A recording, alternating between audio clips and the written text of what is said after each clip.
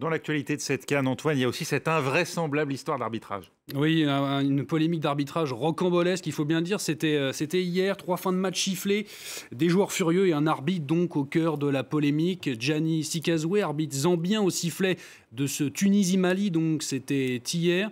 Il a sifflé par erreur à la fin du match à 2 reprises avant la fin du temps réglementaire. Rebondissement aujourd'hui, on apprend par la voix du patron des arbitres du football africain, Hassan Abdel Fattah, qu'il aurait été victime d'une insolation, ce qui aurait donc expliqué ces décisions plutôt incohérentes. On rappelle qu'une enquête a d'ailleurs été ouverte, Raphaël, par la CAS. A noté également que Benoît Perrochem le confirmait, que nos envoyés spéciaux ont tenté d'obtenir une réaction des arbitres, murés dans le silence comme à leur habitude, sans succès. Hervé, un mot sur les suites, le rebondissement de cette polémique. Alors, est-ce qu'il faut y croire? Est-ce qu'il a été vraiment victime d'un coup de chaud, cet arbitre?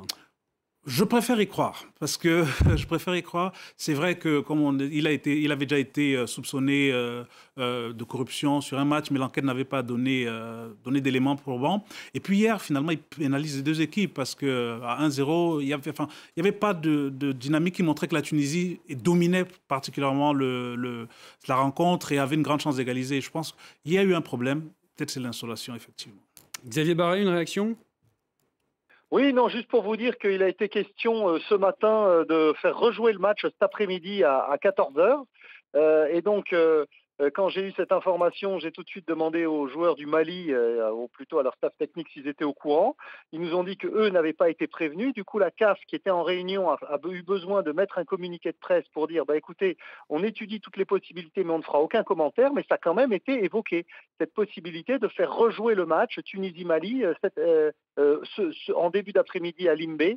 Toutes les décisions techniques, notamment pour la retransmission de la rencontre, avaient été prises dans la nuit. Et finalement, bien la CAF n'a pas validé cette possibilité. Donc, pour le moment, le score reste celui que l'on connaît à l'issue des 89 minutes de jeu.